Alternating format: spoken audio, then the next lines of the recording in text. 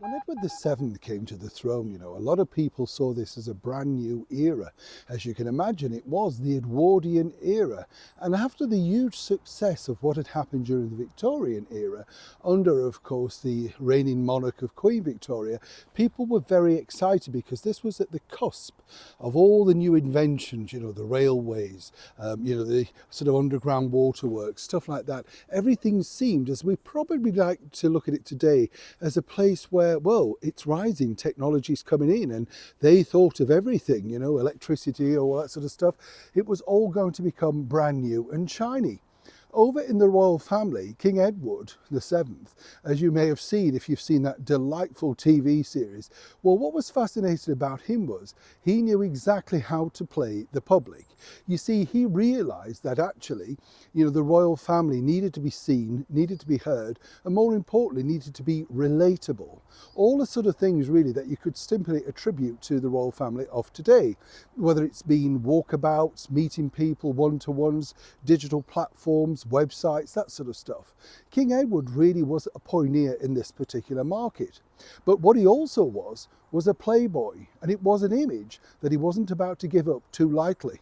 Let me explain. Good to see you today. Thank you so much as ever for joining me. It's always fascinating to look into the insights of these people because, as I say, when you work alongside the monarchy and you go to many of those events and stuff like that, you realise that it's a machine. They do great works, obviously, but they also know exactly that they need to keep their popularity. That's why we see the yearly thing of who's worked hardest, that sort of stuff.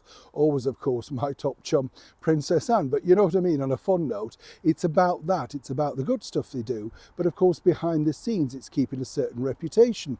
If you think about it, Prince Andrew was known as Air Miles Andy, and of course King Charles, as he is now, way back when I was younger, he was known as a sort of person talking to plants, so everything comes a full circle, doesn't it?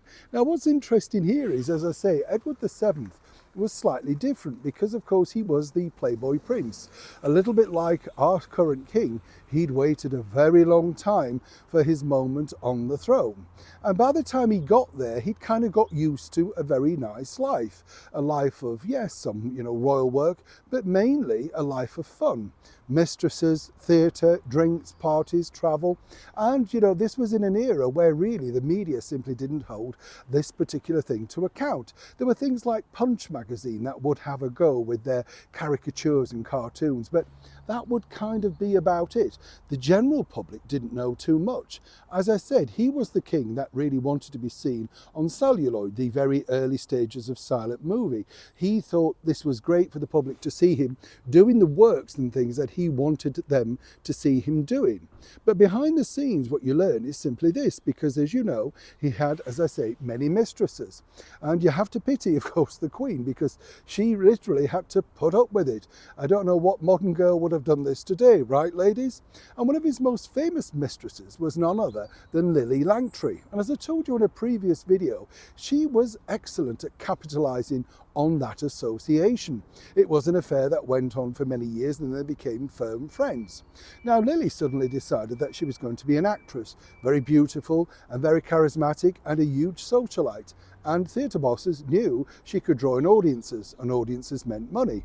So in places like the Grand Theatre Blackpool and the Theatre Royal in the very heart of Haymarket, she would, shall we say, appear rather than act her way through various plays.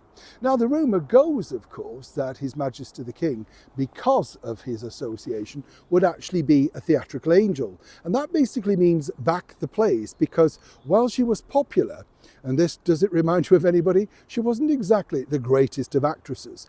Other actresses of that era sort of thought, she's just the royal beauty, she's not an actress. You see, nothing's new, right, girls? Now, what happened was she was able to command very big fees because she brought in a big audience, but they needed backers, and mysterious backers appeared whenever she decided she was going to have a go at something like Cleopatra or something like that, Pygmalion, whatever. Suddenly money was found. Now, this is where it gets interesting because wherever she appeared, the rumour went that His Majesty the King would no doubt be coming to see this production. Now, how she got round this, and when you think about this, it's very clever, isn't it? Remember, not many people have seen His Majesty the King. They've seen little bits and pieces of him in newspapers. Newspapers weren't a daily thing then. So she found a couple of lookalikes, and they would appear in a darkened royal box, so people believed that they'd sat through the same performance as His Majesty the King alongside his very much vocal mistress. It was a trick that she played for many years, and apparently nobody really knew what the true story behind it was. The inside story, though, is simply this, that His Majesty the King found this highly amusing because he couldn't go to these performances. He's either doing royal work or something else. But of course he didn't mind her because he felt that, get this, it was better that she actually behaved than misbehaved, and he didn't need any more negative PR.